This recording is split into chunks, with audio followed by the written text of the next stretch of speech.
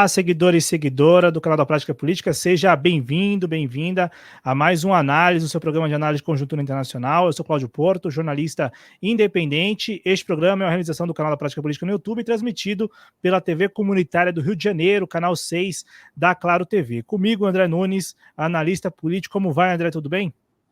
Tudo bem, Cláudio. Antes de mais nada, agradecer a você, o teu canal, como sempre, excelente, o da Prática Política, e, é claro, a nossa querida TVC do Rio de Janeiro, canal 6 da Claro TV no estado do Rio. Bora lá, bora falar de Portugal, olha só, hein? Vamos falar de xenofobia, vamos falar de imigração, vamos falar de brasileiros em Portugal. Só o primeiro dado aqui do programa, um crescimento de 505% de denúncias de xenofobia contra brasileiros em Portugal no período de 2017 a 2022. E aí a pergunta inicial do programa, André, não poderia ser outra, né? São pelo menos 400 mil brasileiros vivendo em Portugal. Por que tantos brasileiros deixaram o Brasil em direção a esse país da Europa? Cláudio, em primeiro lugar, nós temos que frisar que a explosão da imigração brasileira, ou seja, do fluxo migratório de brasileiros para o exterior, aumenta exponencialmente a partir de uma crise econômica fabricada pelas classes dominantes e os meios de comunicação do Brasil, cujo objetivo era o impeachment da presidente Dilma Rousseff em 2016. Ou seja, com a desestabilização política e econômica, teve início a explosão da imigração brasileira e nós observamos o aumento exponencial exatamente durante os governos Temer e Bolsonaro.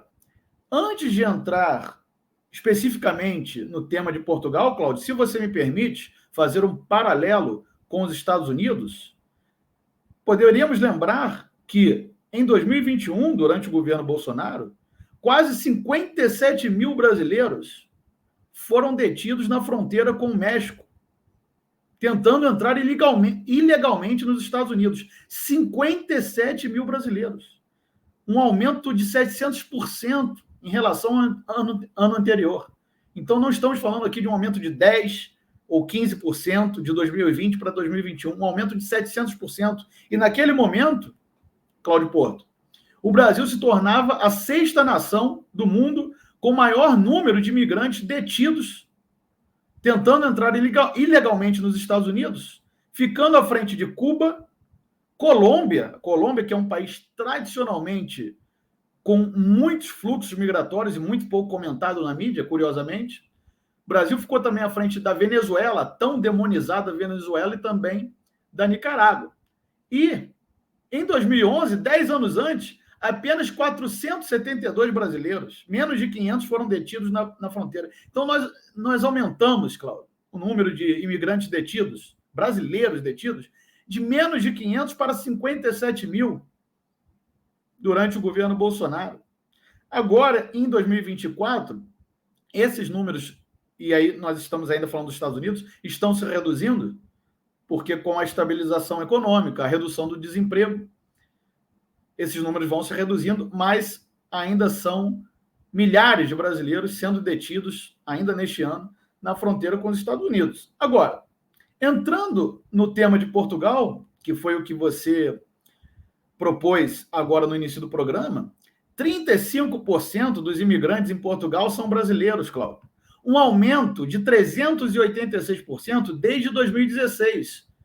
Vejam que não há coincidência. 2016 é exatamente o ano do impeachment da presidente Dilma Rousseff. O que nós podemos avaliar com este aumento dos brasileiros em Portugal, e eu fico muito à vontade para falar do tema, Cláudio, porque tenho nacionalidade portuguesa, Portugal não é um mar de rosas, como muitos imaginam. As coisas por lá não são baratas, são apenas menos caras do que nos grandes centros da Europa, como a Alemanha ou na França. A habitação, inclusive, é muito cara, bastante cara. Há brasileiros por todos os cantos. As estatísticas oficiais apontam mais de 400 mil brasileiros em Portugal. Entretanto, nestes dados não contam os ilegais, Cláudio. Ou seja, os que não solicitaram NIF, que é o número de identificação fiscal, e os que não fizeram a manifestação de interesse de residência em Portugal. Então, com certeza, a quantidade real de brasileiros em Portugal é bem maior do que os números oficiais nos informam. Inclusive, os brasileiros que possuem nacionalidade portuguesa, Cláudio Porto, também não contam nestas estatísticas. Ou seja, eu mesmo, quando vivi em Portugal, eu não contava como mais um brasileiro em Portugal, porque, como tenho nacionalidade, tinha passaporte, identidade portuguesa, tem. Então, não contava como brasileiro. Então, esse número de brasileiros em Portugal, você pode ter certeza que é muito maior, todos os nossos telespectadores podem ter certeza que são números alarmantes. E nós entramos na situação dos brasileiros em Portugal, Cláudio, porque milhares de brasileiros, os milhares de brasileiros que vivem, centenas de milhares, que vivem em Portugal, na maioria das vezes, disputam subempregos. Estão nos serviços de limpeza, cozinha, construção, e muitas vezes são empregados ilegais, Cláudio. Trabalham sem contrato. Então, veja bem, há 3 níveis de exigência para um contrato formal de trabalho em Portugal. Há empresas que oferecem contrato para quem possui apenas o NIF, número de identificação fiscal, que é o documento mais simples de se conseguir. Geralmente, bares, restaurantes, indústria de baixa complexidade, construção civil, esse tipo de comércio e serviço contrata apenas com NIF. Vamos lembrar que Portugal tem o salário mais baixo da Europa Ocidental. Os outros empregos já exigem ao menos a manifestação de interesse de residência. E para as grandes empresas é necessário possuir a autorização de residência, ou seja, já ser um residente legal no país. Ou seja, não é chegar e se dar bem, como vendem muitos influencers nas redes sociais. Esqueçam isso. E voltando ao assunto da moradia, habitação que eu citei anteriormente, rapidamente, ela é extremamente cara. Cláudio, nós precisamos abrir os olhos dos que pensam em migrar, ainda pensam em migrar para Portugal. Moradia extremamente cara, principalmente para quem converte para o real. Até mesmo nas cidades médias, como, por exemplo, em Viseu, onde eu vivi. Cláudio, na minha estadia em Portugal, não conheci ninguém que morasse sozinho em um apartamento. O preço dos aluguéis é proibitivo. Todos os estudantes dividem apartamento e a maioria dos trabalhadores também. Então, a única vantagem que eu consegui observar, Cláudio, é que realmente ainda há uma sensação de segurança muito grande de poder andar pelas ruas, até mesmo de madrugada, sem preocupações, pelo menos em cidades médias, como Viseu, porque nos grandes centros, como Porto, Lisboa, eu, nos anos anteriores, estive apenas de férias por lá, não poderia comentar sobre o nível de segurança com propriedade. Agora, resumindo, essa migração para Portugal, Cláudio, pode ser uma boa para quem tem a nacionalidade ou possui um visto de trabalho. Fora isso, é um lugar como outro qualquer, com dificuldades semelhantes ao Brasil em relação ao custo de vida, Cláudio. Se você me permite, Cláudio, estender um pouquinho nesse tema, a Organização Internacional das Migrações, que é uma agência da ONU, mantém um programa de apoio ao retorno de imigrantes. E em 2022, 86% dos migrantes que pediam ajuda desse programa para retornar aos seus países, 86% eram brasileiros, Cláudio. O número quadruplicou de 2022 para 2021. Se a gente olhar para o programa Árvore, a sigla é Árvore, que é cofinanciado pelo governo de Portugal, 78% dos que pedem retorno aos países, aos seus respectivos países, 78% são brasileiros. E, Cláudio, para que a gente tenha noção de como é alarmante esses pedidos de volta para casa na Europa, por parte dos brasileiros, os brasileiros lideram os pedidos de volta para casa, não somente em Portugal, mas também na Irlanda e na Bélgica. Na Irlanda, somente 4% dos migrantes são brasileiros, Cláudio.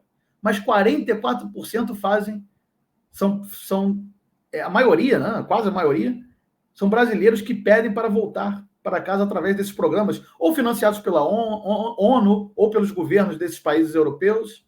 Na Bélgica, apenas 3% dos migrantes são brasileiros e 43% fazem parte dos que pedem para voltar nesses programas, Cláudio. Então, a situação dos brasileiros é muito complicada, como de todos os migrantes, porque, além de todas as dificuldades inerentes à imigração, ainda enfrentam a xenofobia.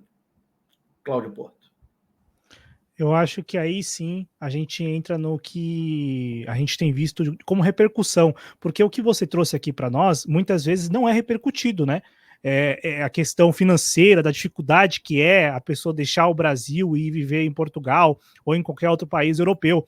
Muito pouco se fala sobre as dificuldades ali de arranjar emprego, de arranjar um lugar para ficar. É muito difícil escutar as pessoas falando sobre isso. O que nós estamos acompanhando na grande mídia, inclusive, é uma repercussão bem grande em relação à xenofobia contra brasileiros. E aí eu te pergunto, por quê? Por que os brasileiros são alvos de ataques xenofóbicos que levam esses brasileiros a deixarem esses países da Europa de volta ao Brasil? Cláudio, em primeiro lugar, nós temos que ter claro que essa xenofobia ela não é direcionada apenas contra brasileiros. É claro que em Portugal, eu vou me reter nesse momento a Portugal, há muitos migrantes da Angola, Moçambique, Cabo Verde, ou seja, países da África que também têm o português como idioma oficial, porque assim como o Brasil foram colonizados por Portugal. Então essa xenofobia, todos esses migrantes, além dos brasileiros, enfrentam também. Fica muito nítido no caso dos brasileiros, porque como nós comentamos no começo do programa, Cláudio, 35% de todos os migrantes residentes em Portugal são brasileiros. Então sempre vai chamar mais atenção a xenofobia contra os brasileiros, porque o número de casos é maior exatamente porque os brasileiros são a maioria dentre os migrantes em Portugal. E você mesmo citava, Cláudio, no começo aqui do programa, que entre 2017 e 2021, o aumento das denúncias de xenofobia contra brasileiros, 505%. Então, isso não é um dado qualquer. Agora, vamos nos ater ao fato de que não é uma xenofobia somente contra os trabalhadores, até mesmo as crianças, Cláudio, as crianças brasileiras, creio que também as crianças angolanas, cabo-verdianas, de Moçambique, enfim, da Guiné-Bissau, mas o dos brasileiros realmente chama muita atenção porque abundam na internet. Se vocês fizerem uma rápida pesquisa, vamos encontrar centenas de casos de xenofobia contra brasileiros, inclusive contra crianças brasileiras nas escolas em Portugal. E vocês não pensem que é somente por parte dos coleguinhas. Não, não, não. Por parte também de professores e funcionários das escolas. Certa vez, em um dos nossos programas, Cláudio, eu comentei que o Ocidente não é civilização, o Ocidente é barbárie, por todas as atrocidades que cometeram contra diversos povos na história da humanidade. Portugal, hoje, é parte da periferia do Ocidente. E, mesmo assim, se comporta como um país xenófobo, com uma população, parte, né, da população, porque, claro, não são todos os portugueses, obviamente, talvez seja até uma minoria, mas é uma minoria muito barulhenta e que promove atos, inclusive, de vandalismo, Cláudio. Eu dizia aqui que poderíamos pesquisar. Há um caso que ocorreu em Braga, se não me falha a memória, de um brasileiro que foi espancado porque um português ouviu o seu sotaque, provavelmente bêbado, alcoolizado ou drogado. E essas imagens nós vemos agora desse brasileiro que foi espancado ano passado em Portugal por um drogado ou um alcoolizado que não queria ouvir um sotaque brasileiro ou um sotaque português de fora de Portugal. Poderia ser um sotaque angolano ou cabo-verdiano, não sei. Enfim, esse senhor que nós vimos a imagem agora foi espancado num bar em Portugal. E esse senhor, inclusive, tem residência. Saulo Jucá, engenheiro civil, ele não é um imigrante ilegal, ele tem residência fixa. Em Portugal, é alguém com curso superior não é mesmo? Engenheiro, e mesmo assim sofreu esse tipo de ato atroz, bárbaro, são bárbaros. E por isso eu repito, Ocidente não é civilização, Ocidente é barbárie, são bárbaros. E se um engenheiro sofreu esse ato de vandalismo, Cláudio, de barbaridade, vocês imaginem os brasileiros que chegam sem instrução, que têm um menor nível de escolaridade, passam pelas piores privações que vocês possam imaginar. São, além de sofrerem com a xenofobia, são enganados, são obrigados a trabalhar sem contrato, caem na informalidade, e não é à toa que nós temos todos os dias centenas de brasileiros pedindo ajuda dos programas de retorno ao Brasil. Seja para o governo português, seja para o governo brasileiro, seja para as agências da ONU que ajudam nessa questão, Cláudio. Então, realmente uma situação muito complicada e nós vemos nas redes sociais influencers irresponsáveis, Cláudio, atrás de visualizações e likes, incentivando imigração brasileira, como se Portugal, a Europa, ou os Estados Unidos fossem mil maravilhas ou a oitava maravilha do mundo. Não é bem assim e os fatos comprovam a veracidade do que estamos expondo aqui no programa. André, essa onda de discriminação que nós estamos comentando aqui em relação aos brasileiros, que inclusive tem motivado brasileiros a deixarem Portugal, e quando você falou da escola, eu fui pesquisar aqui, tem uma matéria muito boa lá no UOL, tratando de um caso de uma família que o pai relata que a filha foi arrastada em uma escola pelo cabelo por uma funcionária da escola, ou melhor, pela professora dessa criança lá, e isso motivou a saída dessa família de Portugal de volta ao Brasil. Essa onda de discriminação que a gente está vendo em relação aos brasileiros, dá para colocar na conta daquele partido de extrema-direita de Portugal, o Chega?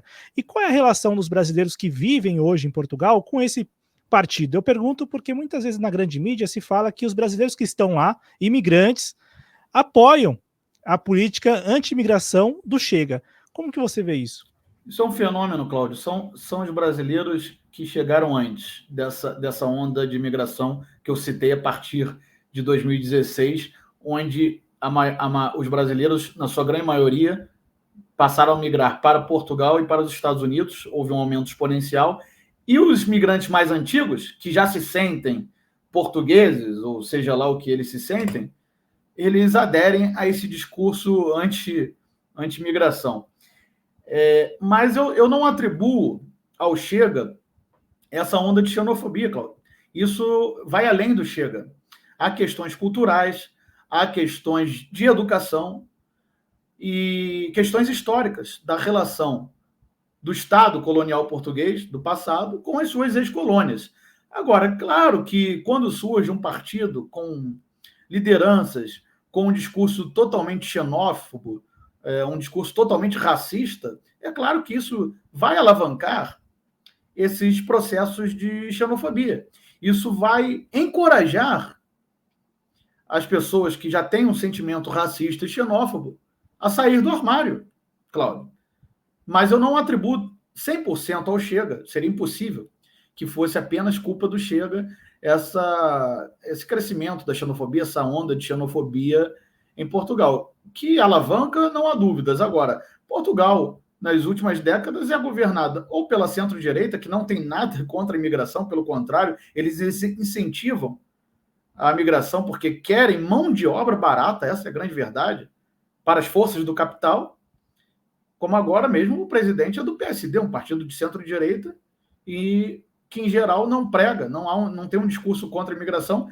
E, anteriormente, Portugal era governado pelo Partido Socialista, que em Portugal é considerado de esquerda, mas que de esquerda realmente tem muito pouco, e também, tampouco é um partido anti-imigração. Então, esse crescimento mais recente do Chega, ele não é o responsável, Cláudio, por essa onda de xenofobia. Agora, que pode alavancar, inclusive ganhar adeptos, e essas pessoas que nós citamos aqui, esses brasileiros que aderem a essa onda xenófoba anti-imigração contra seus próprios compatriotas, esses realmente são a pior espécie que há na humanidade, porque chegaram alguns anos antes e agora se sentem no direito de querer evitar que outros da sua própria nacionalidade, impressionante, não é mesmo? Querem evitar que outros da sua própria nacionalidade cheguem ao país. Vejam bem, as posições que eu exponho aqui não são posições pró-imigração. Eu conheço todas as dificuldades dos migrantes, tenho muitos amigos migrantes, convivi com muitos quando vivi na Argentina, e assim como quando vivi em Portugal.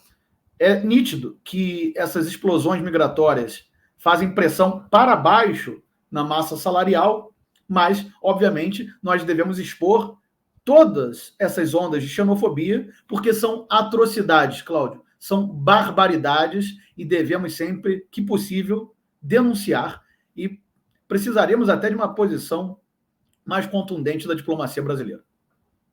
Já que você citou a diplomacia brasileira, eu cheguei a ver que o governo brasileiro e o governo de Portugal chegaram a estabelecer ali acordos, convênios, enfim, tudo naquele âmbito mais protocolar, burocrático, para combater essa onda de discriminação.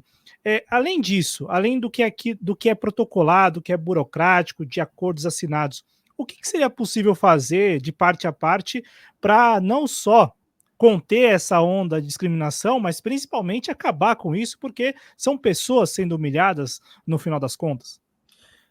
Cláudio, em primeiro lugar, da parte do Brasil, do lado de cá, o nosso governo deveria, nesse momento, investir em campanhas de educação, educar a população, mostrar a realidade de como são tratados os migrantes, principalmente nos dois países que mais recebem brasileiros e imigrantes ilegais, Estados Unidos e Portugal. O governo brasileiro precisa, até com uma certa urgência, iniciar uma campanha, eu falei anteriormente de educação, mas seria conscientização, para que as pessoas não sejam enganadas por influencers, por enganadores profissionais na internet, nas redes sociais. Então, o governo, em primeiro lugar, precisa iniciar uma grande campanha de conscientização, de denúncia dessa xenofobia que vem nesse crescimento exponencial. E vamos lembrar, Cláudio, que nos últimos anos, durante os governos Temer e principalmente Bolsonaro, a diplomacia brasileira foi totalmente omissa quanto aos casos de discriminação e xenofobia que os brasileiros sofrem em Portugal. Omissa. O Itamaraty foi omisso. Agora, o Itamaraty volta a se normalizar, os quadros do Itamaraty voltam a ter posições mais razoáveis e, realmente, a Embaixada Brasileira, agora, nesse momento, já presta novamente assistência aos brasileiros em Portugal. Mas, nos últimos anos, os brasileiros em Portugal estavam completamente desamparados. Recorriam ao programa de volta para casa, e eu digo aqui milhares de brasileiros todos os anos, onde os pedidos nas agências da ONU, 86% são brasileiros, e para o governo de Portugal, 78%, então os brasileiros são maioria dos migrantes que pedem para voltar para casa. Por qual seja o programa que nós formos analisar, seja da ONU, seja do governo de Portugal, seja pedido de volta de ajuda do governo brasileiro, enfim. A diplomacia havia abandonado esses migrantes em situação calamitosa em Portugal. Agora o Itamaraty volta a prestar assistência, a Embaixada Brasileira vai regularizando o atendimento, mas é preciso de uma grande campanha de conscientização, Cláudio. E eu, como luso brasileiro, digo que pelo lado de lá, pelo lado de Portugal, veja bem, no Rio de Janeiro nós tínhamos, até pouco tempo, e creio que seja até hoje, a maior comunidade de portugueses fora de Portugal. É a cidade de onde eu venho. Meus avós eram portugueses. Pelo lado de Portugal, prestar atenção nessa condição de milhares e milhares de brasileiros que têm nacionalidade portuguesa, uma grande diáspora portuguesa está exatamente no Brasil. Então, Portugal deveria, no mínimo, também realizar amplos programas de conscientização para a sua própria população e aumentar as penas para crimes como racismo, xenofobia, porque são situações, Cláudio, não somente lamentáveis, assim como deprimentes. Ô André, tem algum tipo de conivência da parte de Portugal com essa situação? Eu não diria, Cláudio, conivência do Executivo Federal de Portugal, mas você pode ter certeza que quando uma denúncia chega às autoridades policiais ou a um colégio, como citamos aqui o caso das crianças, sempre há alguém tentando minimizar os fatos, tentando minimizar essas acusações, dizer que não é bem assim, que talvez não tenha sido racismo, talvez não tenha sido xenofobia, para que a acusação não se transforme no devido processo legal. Então, é algo mais velado do que oficial, Cláudio. Mas essas situações existem, precisam ser denunciadas e combatidas, e esses programas de conscientização precisam partir tanto do governo brasileiro, como também do governo português. Cláudio. Muito bom o programa de hoje, muito esclarecedor e, sobretudo, denunciando algo que a gente precisa conter para ontem. Muito obrigado, André. Valeu mesmo, viu? Por mais um programa aqui do Análises, no canal da Prática Política, também na TV Comunitária do Rio de Janeiro. Lembrando que o André Nunes você encontra nas redes sociais, no YouTube, no canal Conversando com o André Nunes e também no Telegram, no portal do André Nunes. Muito obrigado, André.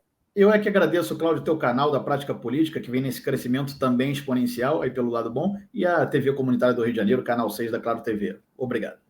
Forte abraço a todos, muita saúde, até a próxima, gente. Valeu, tchau.